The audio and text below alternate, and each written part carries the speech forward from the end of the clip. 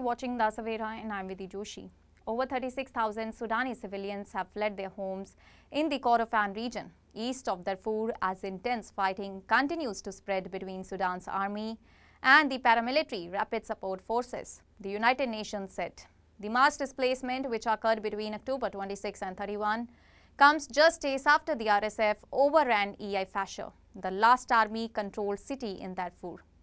According to the UN's International Organization for Migration, an estimated 36,825 people have fled from 5 localities in North Kordofan, marking a significant escalation in Sudan's civil war that began in April 2023. The Kordofan region, a strategic area linking Darfur's provinces to the Khartoum riverine heartland in eastern Sudan, has become the latest battleground between the Sudanese armed forces and the RSF. Both the sides are now mobilizing heavily around El Obeid, the capital of North Kordofan, which serves as a key logistical and command hub connecting western and central Sudan.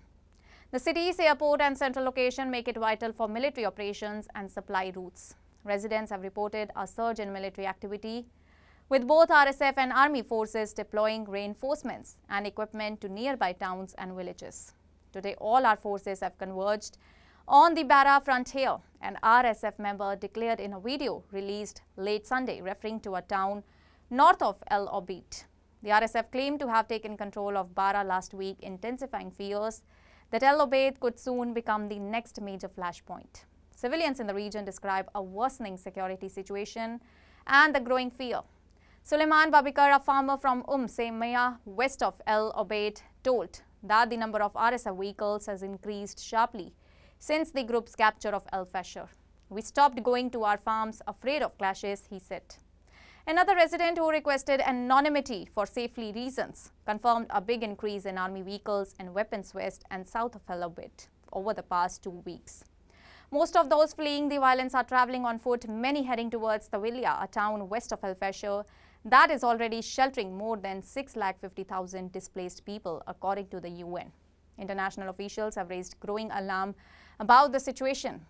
Mata Pobe, the UN Assistant Secretary General for Africa, warned last week of large-scale atrocities and ethnically motivated reprisals being carried out by RSF fighters in Bara, drawing troubling parallels with the violence that has devastated Darfur for 2 decades. The RSF, which grew out of the notorious Janjaweed militants, has been accused of mass killings, sexual violence and abductions against non-Arab ethnic groups. The war between General Abdel Fattah el-Burhan's Sudanese armed forces and the General Mohammed Hamdan Dago's RSF has already killed tens of thousands, displaced nearly 12 million people and caused what the UN calls the world's largest displacement and hunger crisis. Pope Leo on Sunday appealed for an immediate ceasefire and the creation of humanitarian corridors, condemning attacks on civilians and the obstruction of aid as causing unacceptable suffering.